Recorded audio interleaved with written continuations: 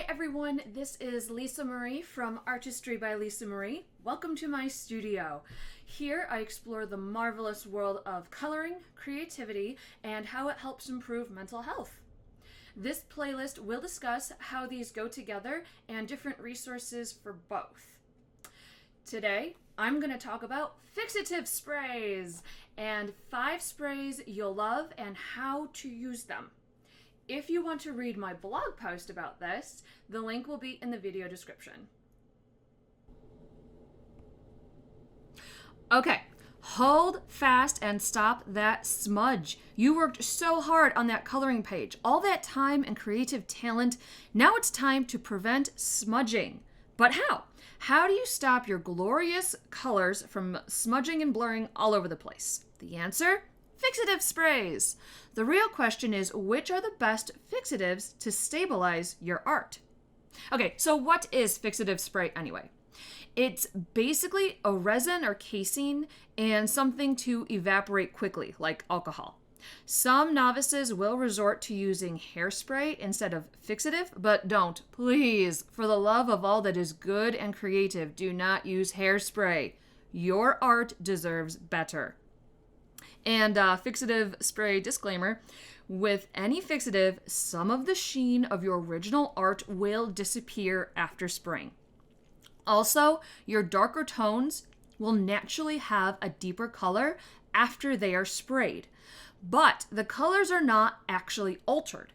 Instead, the fixative shows what the colors look like without small independent grains reflecting stray light.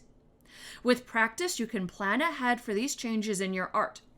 Also, there's a smell with fixative sprays, like always a smell. Just plug your nose and spray. All right, next, 5 fantastic fixative sprays. 1. First is the GRUMBACHER Final Fixative. This is permanent, as in lifetime commitment for better or worse permanent. It's available in gloss or matte finishes, and it doesn't yellow. This fixative spray can be used on drawings in dry media like graphite, pastel, and charcoal. It seems to work best if you spray this in several light coats. A gentle touch gets the best results here. If you are using this spray for the first time, be sure to practice.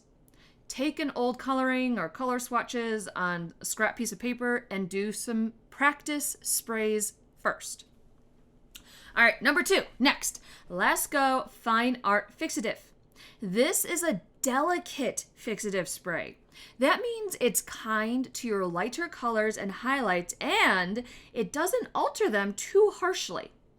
It claims to be a workable fixative, but I'm always hesitant to rework after spraying, especially with a really delicate spray.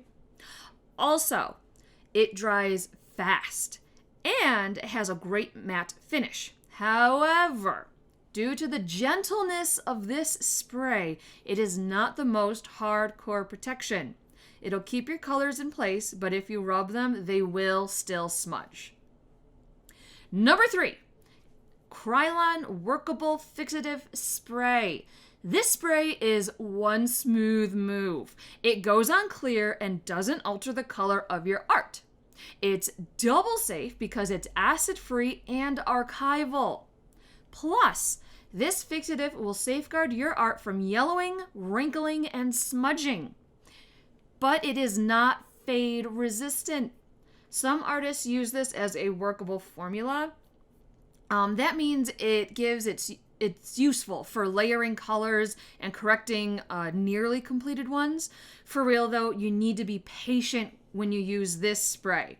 Make sure you let it dry for at least 30 minutes after spraying. 30 minutes! Set the stopwatch, go get a snack and a drink of water while you wait. Number 4, WINSOR and Newton Artist Fixative. This spray is fantastic for colorists who work in graphite, pastel, pencil, and chalk. It provides smudge and dust protection, but it's also workable. So spray it on, let it dry, then keep working. But don't worry, it dries pretty quickly, so it won't disturb your creative process too much. It stops colors from fading and applies a little bit of texture for your next layer of color. However, all this layering can't go on forever. I'm going to say stop after 12 layers. Seriously, 12 is the max. Number 5, last but not least, Sennelier HC10 Universal Fixative. This is a mighty fixative spray. I mean, bam. This is a super concentrated formula. This bad boy is the highest level protection for numerous mediums, including pastels, watercolors, inks, charcoal, acrylics, photographs, and decoupage. This stuff is so strong, you can use it as an adhesive or as a primer for surfaces such as wood, canvas, glass, and porcelain. It's not supposed to yellow your art. However, due to the intensity of this spray, I super duper recommend you test it first. All right, next, how to spray on fixative. 1, ventilate. Set up in a well-aerated area, or at least crack open a window. If you're not sure if your room has proper airflow, take it outside. Number 2, set it. There is nothing more frustrating than chasing a floating piece of paper with a spray can. Set your art so it does not move around or jostle. Tape the paper edges down with painter tape, or if you're worried about the tape, put a small weight on each corner of the paper. Number 3, spray once. Pass the spray across your art in one direction. Let's say horizontal. We'll go with horizontal lines first. Number 4, spray twice. Next, spray over your coloring in the opposite direction. That would be vertical, but you can switch it up if you prefer vertical first, then do horizontal second. You do you. Number 5, be gentle. Remember, light, gentle coats are better than one heavy coat. Too much of anything can be bad, and too much spray on your paper can cause warping. Gasp. Number 6, dry. Allow each coating to dry fully before spraying again.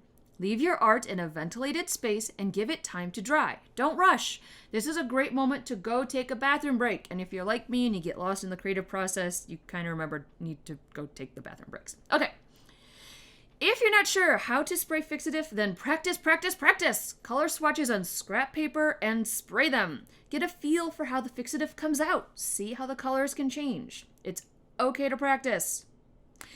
Don't have any art ready for spraying right now? No worries. You can go check out my hand-drawn coloring pages, and they are all ready for you to print and color today. You'll have some art ready to spray by the end of the day. So there it is, the list of top 5 fixatives and how to use them.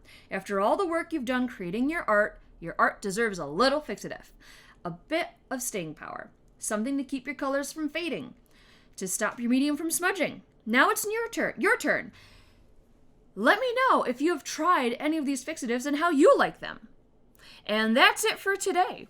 Thank you for joining me in the studio. Be sure to subscribe to my channel so you don't miss the next video, and stay creative. Bye.